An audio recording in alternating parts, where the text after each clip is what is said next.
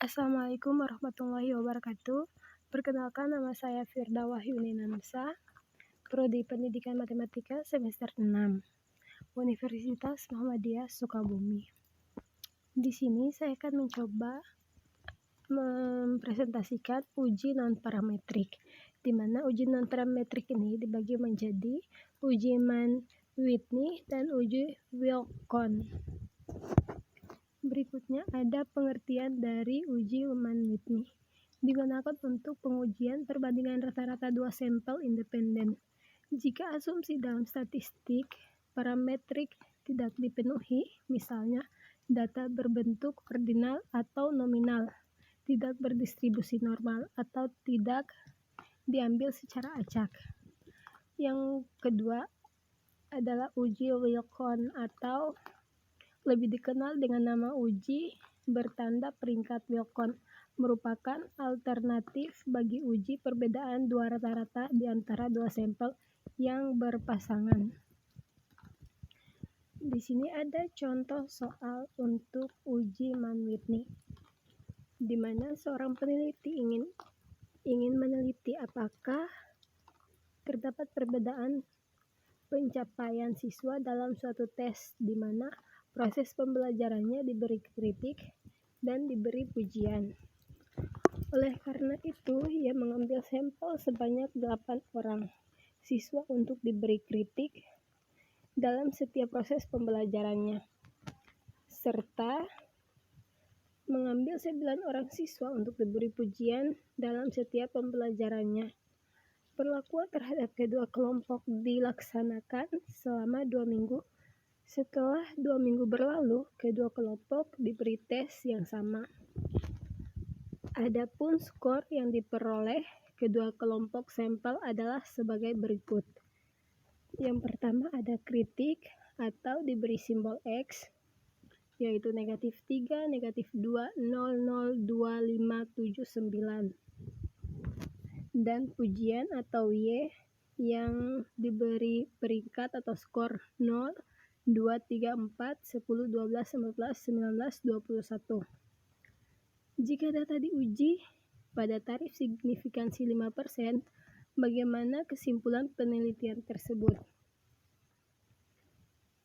Yang pertama adalah menentukan rumus hipotesis, di mana H0 mu X sama dengan mu Y. Pencapaian siswa yang proses pembelajarannya diberi kritik sama dengan siswa yang proses pembelajarannya diberi pujian. Dan H1-nya adalah mu X tidak sama dengan mu Y. Pencapaian siswa yang proses pembelajarannya diberi kritik berbeda dengan siswa yang proses pembelajarannya diberi pujian. Yang berikutnya adalah tentukan tarif signifikansi. Alfa sama dengan 5%.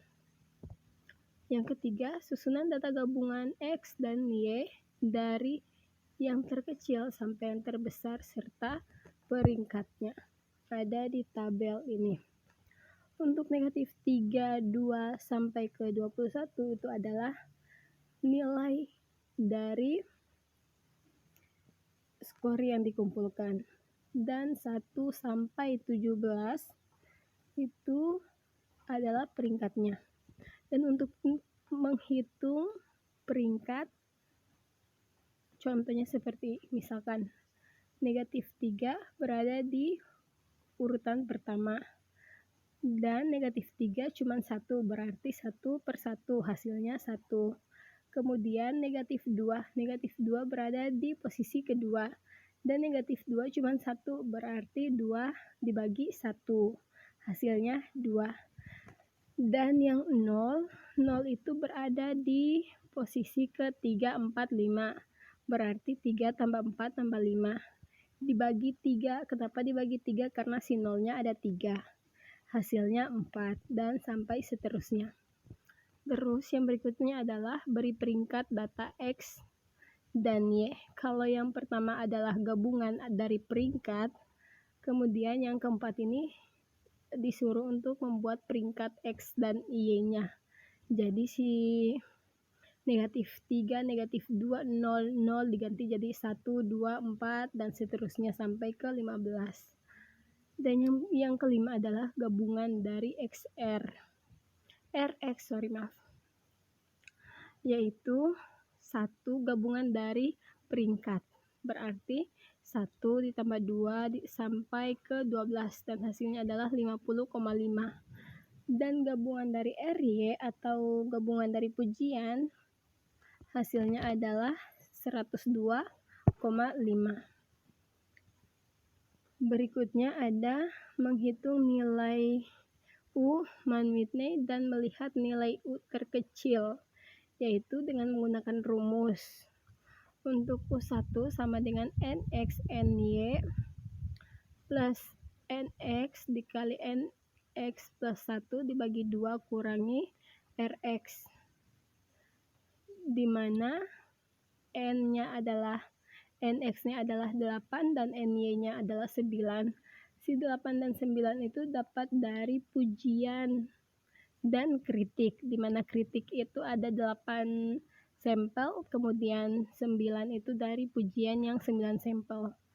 Jadi hasilnya 8 kali 9 ditambah 8 kali 8 tambah 1 jadi 9 dibagi 2 kurangi gabungan RX yaitu 50,5. Hasilnya adalah 57,5. Dan U2 juga sama dengan rumus NX NY plus NY plus 1 per 2 kurang gabungan dari Y. Dan hasilnya adalah 4,5. Sehingga U yang dipilih adalah U yang terkecil. Karena dari si urutan ke-6 juga menghitung nilai U-man dan melihat nilai U yang terkecil. Nah, di sini nilai U yang terkecil adalah 14,5. Terus, yang berikutnya adalah mencari nilai U tabel pada tabel distribusi man Whitney yang berkorespondensi dengan tarif signifikansi alfa sama dengan 5%, jadi 0,05. Karena pengujian dua pihak, maka yang digunakan adalah alfa dibagi 2 sama dengan 0,025. Nilai U tabel dengan alfa 0,025, NX sama dengan 8 dan NY sama dengan 9 adalah 15. Si 15 ini dilihat di tabel man Whitney di tabel ke-10. Terus dari nilai gabungan RX yang berkorespondensi dengan U di mana alfa sama dengan 0,025,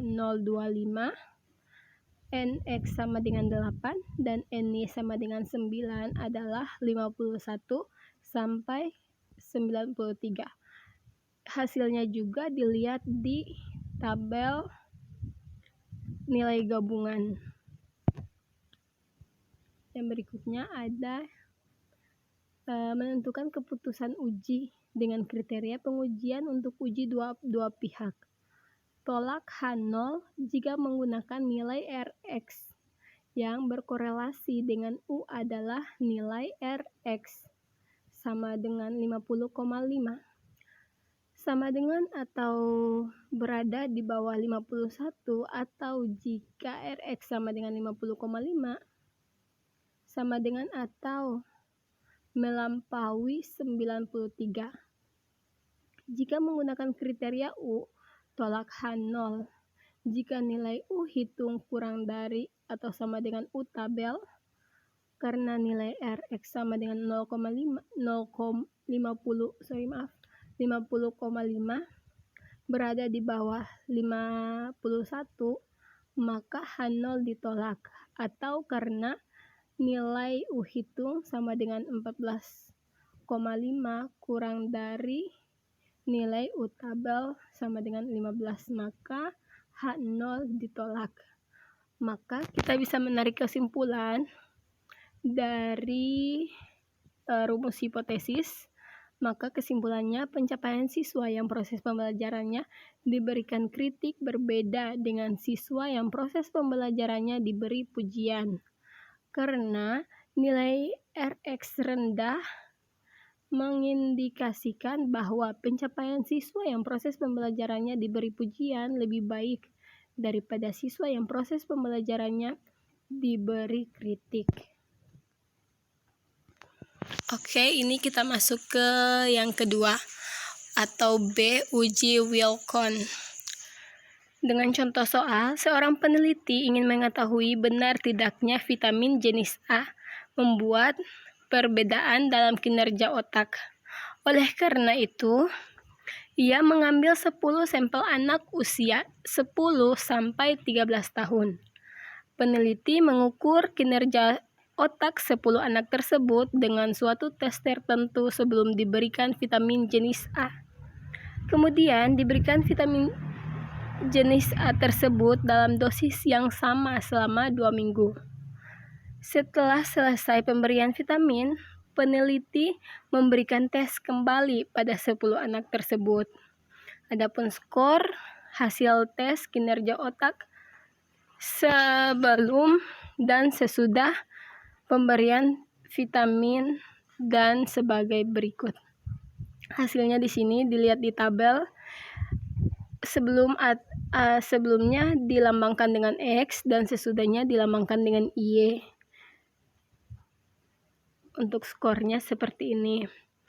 Terus, jika tarif signifikansi uji yang digunakan adalah 5%, bagaimana kesimpulan penelitian tersebut?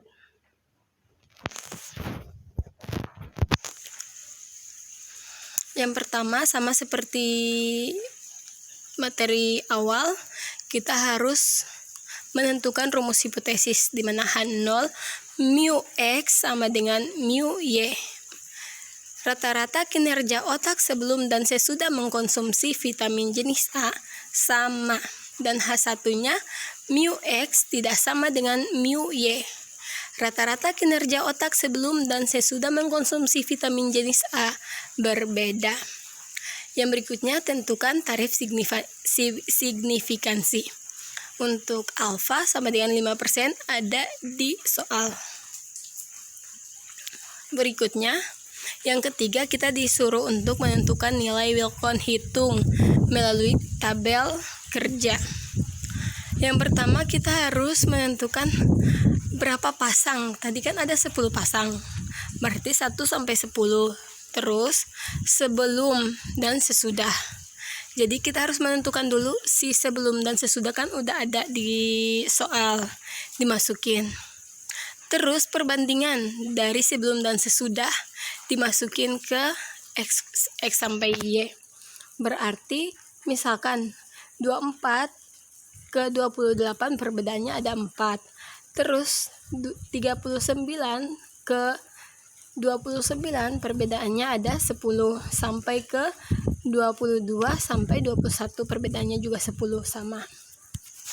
Terus untuk peringkat bertanda ada di slide berikut. Yang keempat, peringkat X, Y diperoleh dengan cara menyusun terlebih dahulu data X, Y mulai dari data terendah sampai yang tertinggi. Selanjutnya memberikan peringkat mulai dari 1 untuk nilai terendah jika ada data yang sama. Seperti ini ada nilai sama peringkatnya. Nah, untuk cara menghitung peringkat sama seperti yang sudah dijelaskan di awal ya. Jadi 3 ini kan cuma ada 1 dan dia berada di posisi pertama, berarti 1 dibagi 1 hasilnya ya 1. Terus misalkan 5 ya. Di sini 5 ada 2 dan si 5 itu berada di posisi ketiga sama keempat. Berarti 3 ditambah 4 dibagi 2 hasilnya adalah 3,5. Jadi nilainya 5, terus peringkatnya 3,5 seperti itu. Terus si nilai-nilai ini kita masukin ke peringkat di sini. Ini kan 4, 2 ke sini. Lihat. Si 4 pasangannya ke 2 gitu. 3 pasangannya 1 ada di tabel. Terus yang berikutnya adalah peringkat bertanda. XY diperoleh dengan cara menandai nilai peringkat XY dengan ketentuan. Jika nilai X lebih besar dari Y, maka diberi tanda positif. Sedangkan jika nilai X lebih kecil dari Y, maka diberi tanda negatif. Balik lagi ke slide sebelumnya. Ini. Hasilnya kan ada negatif, positif, negatif, positif. Dilihat dari sini. Yang berikutnya ada ke-6. Pisahkan hasil peringkat bertanda XY ke dalam W plus yang bertanda positif dan W negatif untuk yang bertanda negatif. Kemudian jumlahkan. Hasilnya diperoleh gabungan W plus sama dengan 48,5 dan gabungan W min sama dengan 6,5. Karena yang dipilih adalah nilai terkecil, maka Wilcon hitung adalah 6,5. Kita lihat ke slide berikut yang sebelumnya. Nah, di sini jumlah gabungan dari W plus sama dengan 48,5 dan gabungan dari W min adalah 6,5. Maka terbukti yang diambil adalah 6,5 karena itu nilai terkecil. Oke, terus nilai Wilcon tabel dengan uji dua pihak pada alfa ada 10 pasang. Skor adalah 8. Ini dilihat dari tabel. Si alfa kan 0,5%, berarti 0,05 dan 10 pasang dari jumlah sampel yang diambil. Dan skornya adalah 8, dilihat di tabel Wilcon sendiri. Terus yang berikutnya adalah dikarenakan nilai Wilcon hitung adalah 6,5 lebih kecil dari 8 Wilcon tabel, maka H0 ditolak. Karena H0 ditolak, maka kita mengambil kesimpulan dari rumus hipotesis yang telah dibuat. Maka kesimpulannya adalah rata-rata kinerja otak sebelum dan sesudah mengkonsumsi vitamin jenis A berbeda karena nilai Wilcon hitung bertanda negatif. Maka dapat disimpulkan bahwa vitamin jenis A nyatanya mengakibatkan meningkatnya kinerja otak. Oke, teman-teman, sekian dari saya. Terima kasih atas perhatiannya. Mudah-mudahan bermanfaat untuk kita yang lagi membutuhkan. Billahi taufiq wal hidayah. Wassalamualaikum warahmatullahi wabarakatuh.